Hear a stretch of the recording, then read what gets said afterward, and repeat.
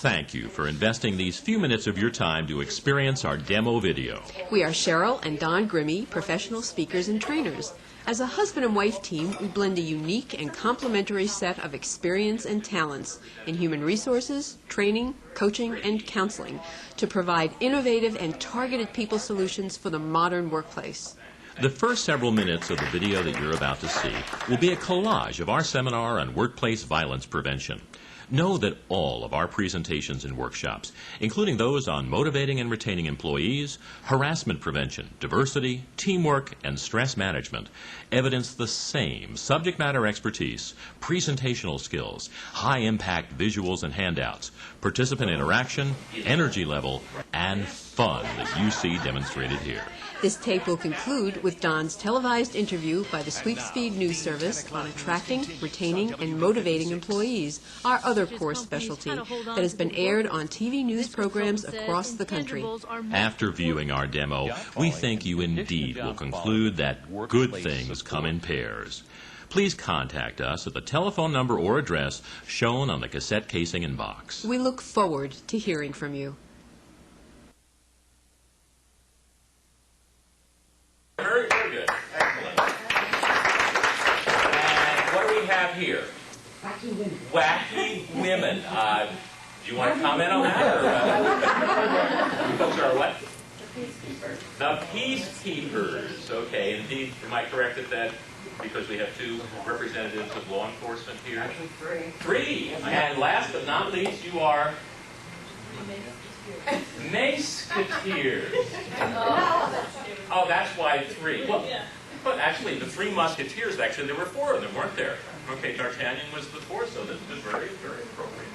Well done. So the fun games will be playing those later on as we go through. What do you think? What percentage of workplace violence is not reported to the police? 40 or more. Right, I've seen other studies that the majority of it are over 50%. Do you have any comment on that? Do you think it's... Oh, yeah, I think 40 is conservative. Conservative, yeah. Okay.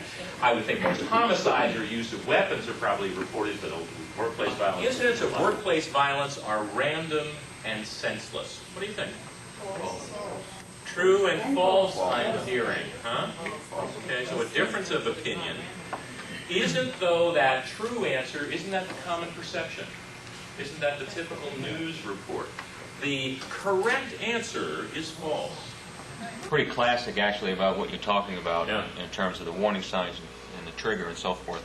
But I think the unique thing that you're pointing out here is that it was 2 years later, after he got fired, that he came back and committed the murders.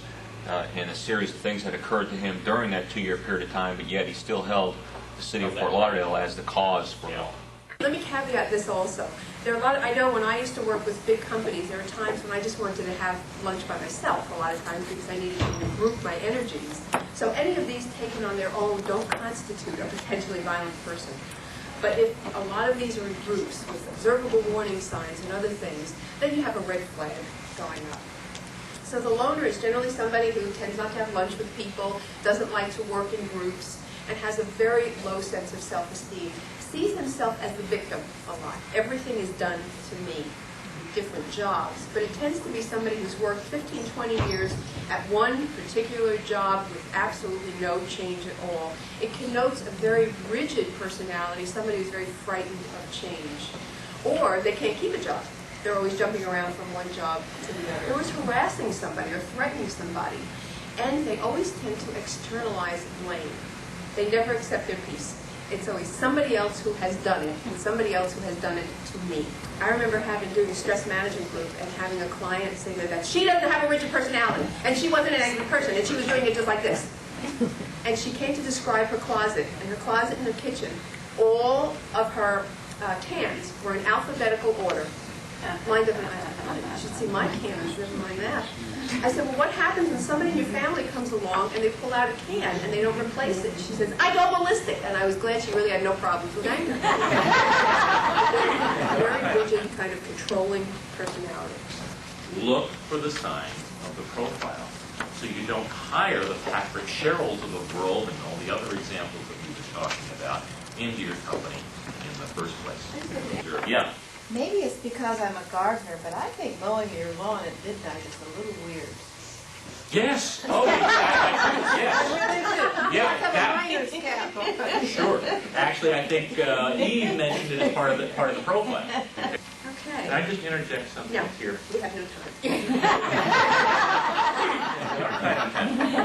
The shotgun is usually required for lethal violence. Very few people are capable of killing another person without some kind of weapon. However, but remember, the overall violence doesn't have to be lethal. So even if somebody is not into guns at all or other types of weapons, they still can commit, and most of us Latinas have done it, violence. So it's just for the lethal violence. Oh, Gail, Gail, just, why don't you sit down? Okay, just 1 minute. Okay. Yeah, all right. Go ahead. Go ahead. I am really, really, really upset. Okay. Just a minute. The phone's ringing. Oh, hi, hon. Yeah, I'll bring him home, big noise. Sure. Look, I have somebody in here. Okay, I'll call you back. I'm sorry. Go ahead. Are you ready to listen to me now? Sure. I've been listening all along. Go ahead. What did I say? Well, you were really. Go ahead. Why don't you say I it again? am really, really, really upset. Really? Yeah, you're upset. You know what? I have a meeting in 5 minutes. Do you know what? Why don't we get together at a later date? And Gail's going to kill me. Okay. Is that active listening? No. Let's try this and see if this is more active for you. Gail, it's good to see you. Come on in. Look at you. Became aware of workplace violence in 1986 with the Patrick Sheryl going postal incident. For me, it was 1972. I was working for an employment agency on the top floor of a building right in New York City, in the heart of Midtown Manhattan. 4:30 in the afternoon, on Friday afternoon, two gunmen the elevator opens right into the employment agency, walk off the elevator and hold us up. The first I became aware of it, first of all, the layout of the office was a long corridor with many offices off the corridor. So I and three others, we're on the phone. If you ever work for an employment agency company making these cold calls, hi, this is Don Gray is the name I use in those days. Don Gray of Oxford Personnel, do you have any job openings here? I'm going along. And then all of a sudden I look up, and somebody who uses profanity, but he said, put down the phone, you, whatever. And my first reaction, I was really stupid. This is what, do as I say, don't, not as I did. My first reaction, I thought it was a toy gun. And I said, get away, don't bother me, I'm busy. Okay. That's not good diffusing technique, as you might realize, right? Okay. The other people in the office, okay, said, Don, this is serious. Shut up and put down the phone. Okay. And in fact, yeah, we were being held up.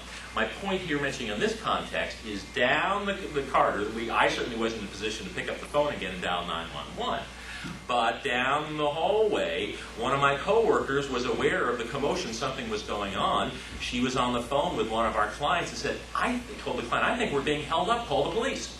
20 minutes later, two policemen, in response to a vague report that they come off the elevator. A cheap shot, Don. What's that? A cheap shot. Oh, listen, my respect for the police went up sky high with this, okay? With their guns holstered, kind of investigating this vague report.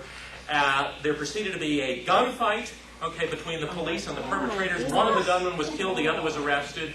Fortunately, neither of the two policemen were injured at all, and none of us were injured. Our nerves were a little frayed. Close the office for the day. My reaction, by the way, was I was numb throughout the whole thing. Totally numb. And then the next day... And now, the 10 o'clock news continues on WB56.